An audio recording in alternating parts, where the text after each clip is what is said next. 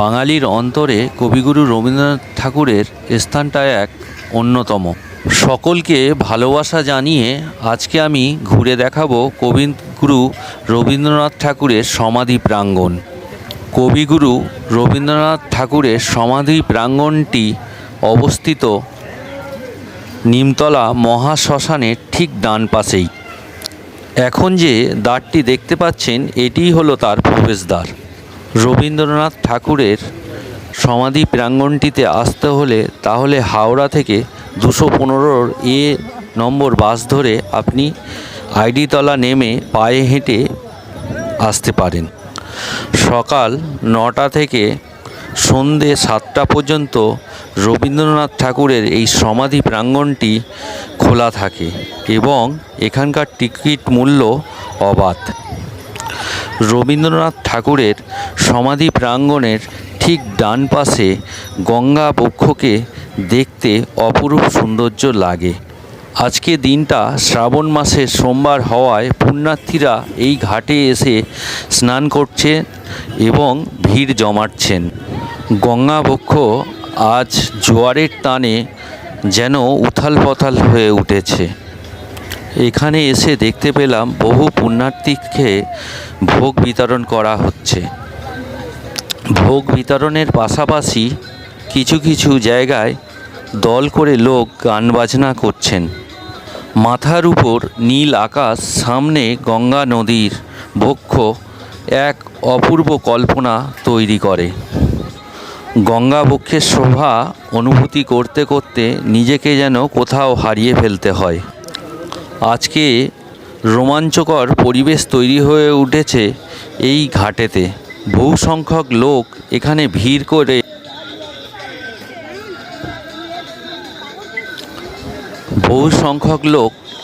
দাঁড়িয়ে এই রোমাঞ্চকর পরিবেশের অনুভূতি গ্রহণ করছেন।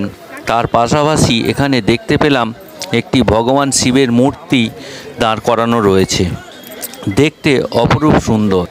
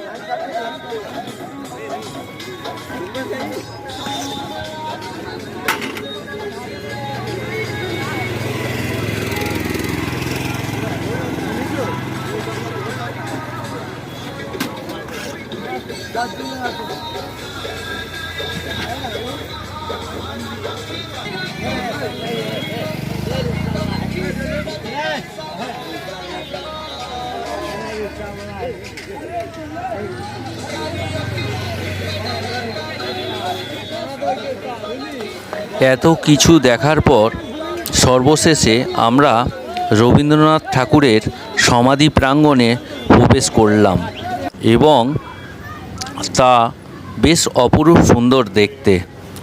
সমাধি প্রাঙ্গণের আঙিনায় মাথা উঁচু করে দাঁড়িয়ে রয়েছে একটি তাল গাছ ও নারিকেল গাছ।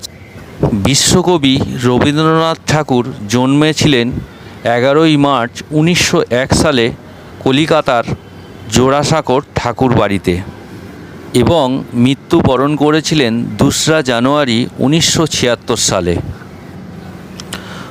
কবিগুরু রবীন্দ্রনাথ ঠাকুরের সমাধি প্রাঙ্গণে একটি ফলকে লেখা আছে কথা সাহিত্যিক শৈলজানন্দ মুখোপাধ্যায়ের স্মরণে, আমি ওদের দেখেছি দোতলার জানালা থেকে, আর তুমি দেখেছ ওদের মাঝখানে দাঁড়িয়ে।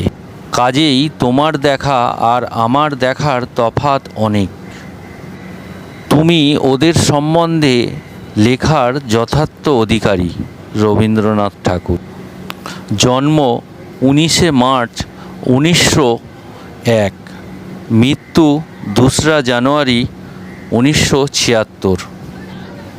কবিগুরু রবীন্দ্রনাথ ঠাকুরের সমাধিস্থলের রবীন্দ্রনাথ ঠাকুরের ফলকের পাশাপাশি ঈশ্বরচন্দ্র বিদ্যাসাগরের একটি ফলক দেয়া হয়েছে। কবিগুরু রবীন্দ্রনাথ ঠাকুরের সমাধি প্রাঙ্গণে দাঁড়িয়ে গঙ্গা বক্ষকে দেখতে অপরূপ সৌন্দর্য লাগে। সমাধি প্রাঙ্গণে দাঁড়িয়ে দূরের নীল আকাশ যেন গঙ্গা নদীর তীরবর্তীতে মিশেছে। খোলামেলা পরিবেশের মধ্যে কবিগুরু রবীন্দ্রনাথ ঠাকুরের সমাধি কক্ষটি একচালার ঘরের আকার দেয়া হয়েছে। গুটি কয়েক ছেলে সমাধি কক্ষের সামনে তারা খেলে বেড়াচ্ছে।